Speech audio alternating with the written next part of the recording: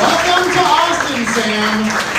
Pregnancies are just considered a plague on a household here. I'm proud of you guys. You guys didn't flinch. In Chicago, they're like, how many babies do you have? All right, whatever. I'm just giving her enough time to get back there. You'll get down. Guys, we have a couple of empty seats. I know there's some room on the back bench there. Quick announcement, guys. If you didn't get a seat tonight, we open the doors at 7:30 every week. Round of applause if you were in line when the show opened tonight. So you can see, you get here a little earlier, you get the better seats, etc. Guys, are you ready for your next comic this evening? Your next comic joins us all the way from New York City, where he is a member of the sketch group Wildcats. Performs at shows all over town. Please welcome Joel Walkowski. Keep it going for Brandon, huh? This is a cool show. I'm glad to be here. I love this town. This is the first full day I've spent in Austin in my whole life. Already today I've had 11 tacos. I ordered so many breakfast tacos, the guy behind the counter tried to stop me. He's like, that's 7 tacos, and I said, you don't know me, man. I live up in Brooklyn. Brooklyn isn't the best spot. When I first moved into my neighborhood, I watched a drug deal take place. Watched the entire transaction, and I didn't know how to respond to that, so I just went, ooh. I'm telling. And I learned that in school, so they didn't get the reference. All right, we got a pro drug dealing crowd. All right, I'm hanging out with you guys after the show. I'm getting married. All right, yeah. She deserves at least slightly more fun. We're planning the wedding. I don't really have many contributions. The one thing I care about is I don't want her to take my last name. I don't have any real feelings about it. I just don't have the heart to make someone Polish. Baby, I love you to death. Will you become the worst type of white person? I want people to meet you, then think your family owns a chain of bowling alleys. I remember when we first moved in together, it was just the two of us, but we got a 2-bedroom apartment, you know? Like, what do you do with that second bedroom? Like, we put our extra bed in there, and that's the only place she let me hang my football posters. So every time I walked past that room, it felt like we used to have a son.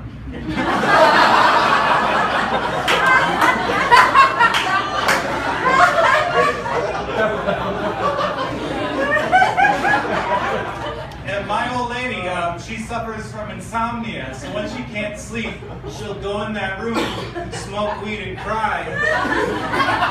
So she acts like we used to have a son. You know, I'll see her in the morning, she'll be all strung out, tired and miserable, and I'll just be like, I miss Gerard too. And then I'll go to the kitchen and pack a lunch that'll never get eaten. I haven't cut the crust off, I don't know. I'm a big sports fan. My girlfriend doesn't watch any sports at all. So I was taking her to watch a baseball game. She's like, Joel, I don't want to look stupid in front of your friends. Tell me 3 facts about baseball so I can get through a conversation. And I decided to have a little fun. It's easy. All I gotta know about baseball, 3 facts. Miguel Cabrera is the best hitter. Clayton Kershaw is the best pitcher. And Jackie Robinson ruined the game.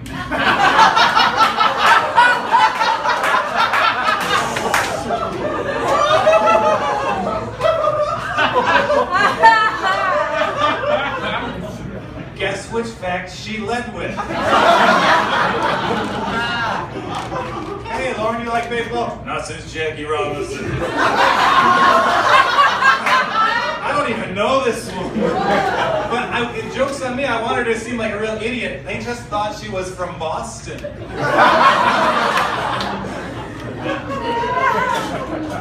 Right now I'm ruining someone's life. Her name is Jennifer Walkowski. We're not related, but we are connected. because my email address is jwalkowski@gmail.com. And hers is jewalkowski@gmail.com. And the difference between us is that she's the superintendent of the City of Buffalo's public school system. And I'm the type of guy who answers every email that hits my inbox. And it's not like, oh, I'm fucking with her life. It's like, oh, I forgot this was my life. Like, I'll go home and like, I'll fill out a survey on my customer satisfaction about the Subaru I don't own. 2 weeks ago, I got an email, I responded, and I proceeded to plan the catering to my son's high school graduation party. And Jennifer is a very shrewd woman.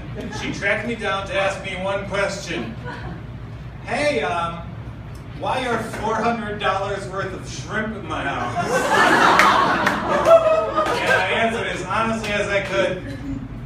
I'm just trying to be a good mother. I know what it's like to lose a son. I can't wait to be a dad, you know. Being a dad, that's the only job that's cute if you're bad at it. I got your nose, but I lost the house.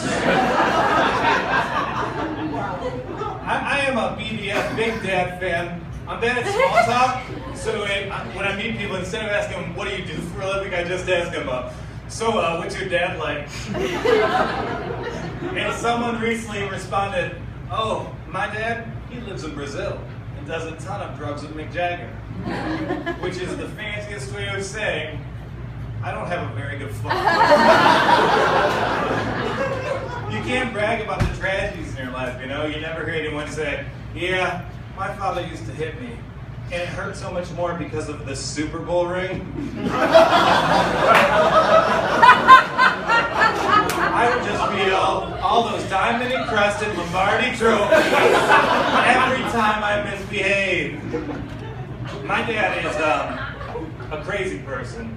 We talk every Sunday for 30 minutes, and last Sunday he called me, and for 20 minutes, he talked about a bottle he found in a parking lot. It was Dewar's, Old good stuff.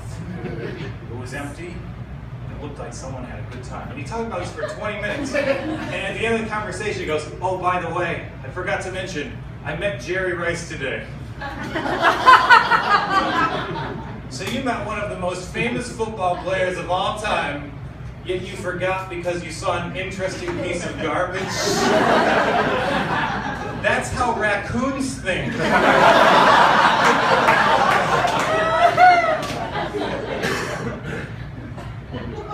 Alright, I'm glad spring's here. Where I'm from in New York, I'm glad it's spring because I can finally do my favorite thing, play Frisbee.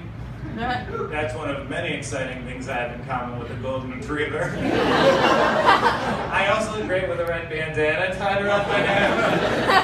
And if you leave me alone in a room with a baby, I'm gonna lick that baby. Leave me in a room with that baby, I'm gonna lick that baby. I'm reading a book on Frisbee and Walter Radcliffe, he's the guy who invented the Frisbee. Brilliant man. When he died, Mr. Radcliffe was cremated, and his ashes were turned into Frisbees. That had to make for an awkward funeral, you know? Family, friends, thank you for gathering here today. I can assure you that my father is looking down on us from above. Because George got him caught on the roof! A lot of inventors are turning their inventions when they die, like the guy who invented the Pringles can is buried in a Pringles can. The guy who invented the telephone booth is also buried in a Pringles can. So it's going to be awkward when I die. Here lies Joel Walkowski. He is Reverend Doomed in his greatest creation, Microwave Without a Door. We told Joel, don't stand too close to your life's work, but Joel was a very passionate man. I just want to ask quick things. This has been a good set, but I want it to be a great set. And there's only one question to make a good set a great set. You guys like impressions? I said, did you guys like impressions? Yeah! Give me a drum roll. Hey! You want to score yourself some poontang in Tampa, Florida? You best own one of these. That's me if I were a waterbed salesman. I want to be a waterbed salesman so it's not creepy when I tell people, make every dream a wet one.